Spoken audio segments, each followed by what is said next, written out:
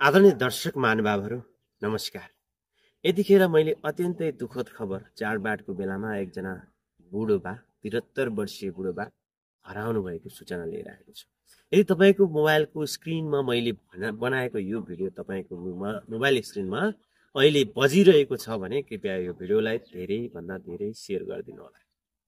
एउटा बुढो अवस्थाको बुवा 73 वर्षीय बुवा जो ठोरी गाउँपालिका 5 सुवर्णपुरका हिजो 10 बजेदेखि सम्पर्कविहीन हुनुहुन्छ। उहाँको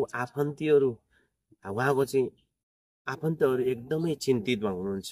दसैँको मुखैमा 73 वर्षीय बुवा हातले टिका थाप्नुपर्ने आफन्तहरू एकदमै दुखित हुनुहुन्छ।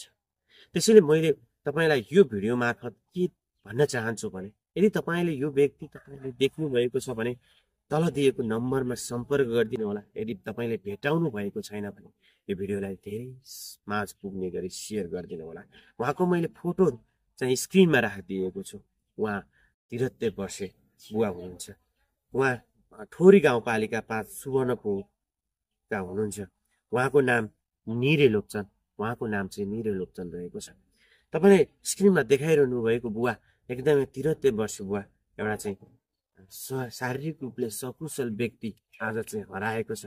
आफन्तहरू चिन्तितमा हुनुहुन्छ। यदि तपाईँको पनि आफन्त हराउँदाखेरि कति चिन्ता हुन्छ त्यो तपाईँलाई मैले भनिराख्नु पर्दैन। त्यसैले आदरणीय दर्शक महानुभावहरू तपाईँले उहाँ व्यक्तिलाई कहीँ कतै देख्नु भएको छ भने तल दिएको नम्बरमा सम्पर्क गरिदिनु वा नजिकको प्रहरी कार्यालयमा सम्पर्क गरिदिनु। यदि तपाईँले भेटाउनु भएको छैन देख्नु भएको छैन भने एउटा सेयर गरेर तपाईँले सहयोग गरिदिनु होला। हामीले यस्तै भिडियोहरू बनाउने गर्छौँ।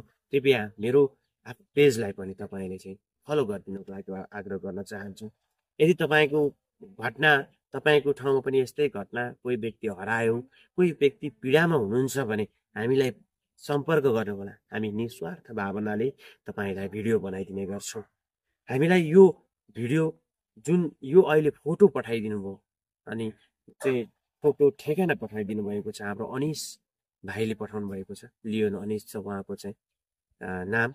उहाँले चाहिँ वाट्सएप मार्फत मलाई चाहिँ सम्पर्क गर्नुभएपछि यो भिडियो बनाइदिनु पर्यो भनेर भन्नुभएपछि आज मैले यो भिडियो बनाउँदैछु। आदरणीय दर्शक महानुभावहरू आफन्तजन एकदमै चिन्तितमा हुनुहुन्छ।